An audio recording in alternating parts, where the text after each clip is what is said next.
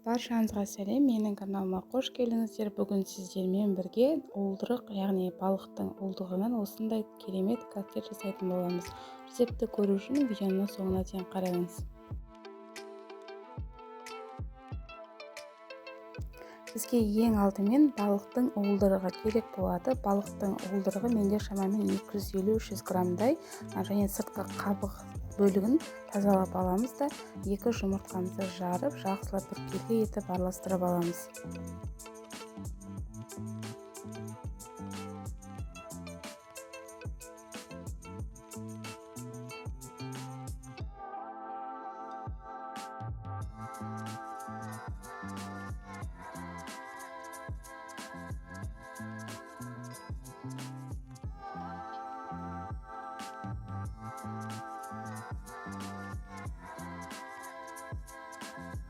Және де котлетіміздің үстіне 3 ас қасық ұнымызды салып, 2 ас қасық сұйық майымызды салып, дәміне қарай тұзыңызды қосып, жақсылап бір келгі массаға келгенге дейін араластырып аламыз.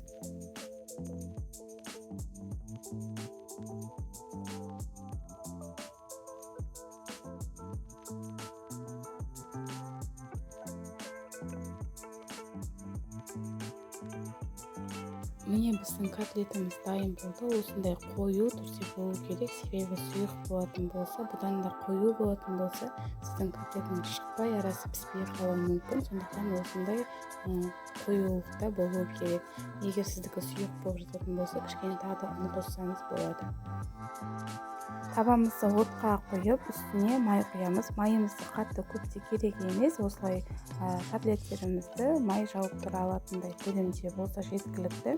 Майымызды қыздырып болғаннан кейін бір ас қасықтай, дәл видеода көріп тұрғандарыңыздай котлеттерімізді құйып домалақ пішін етіп пісіріп алатын боламыз. Және де бұл баяу отта пісіресіздер. Қатты отта пісірсеңіздер, тек сырты қатты болып іші піспей қалуы мүмкін. Сондықтан бетін ашық күйде баяу отта бір жағын пісіп болғаннан кейін екінші жағын аударып пісіріп аласыздар.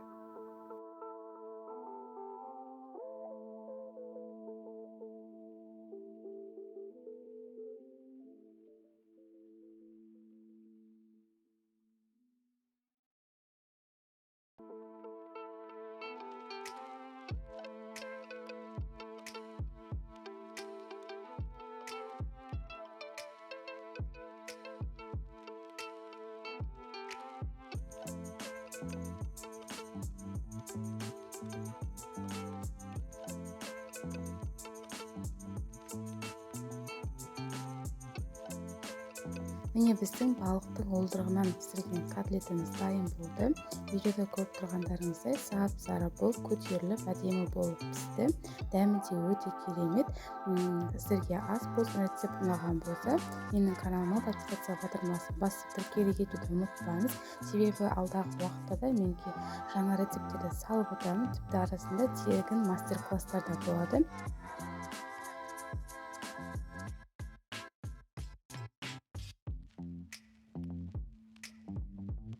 Дәл осы рецептпен сізде өз асханаңызда жасап көріңіз. Рецепт ұнаған болса, комментарий бөліміне өз пікіріңізді қалдыра кетіңіз, немесе менен тағы қандай рецепттер күтесіздер, сол туралы жаза кетсеңіздер де болады.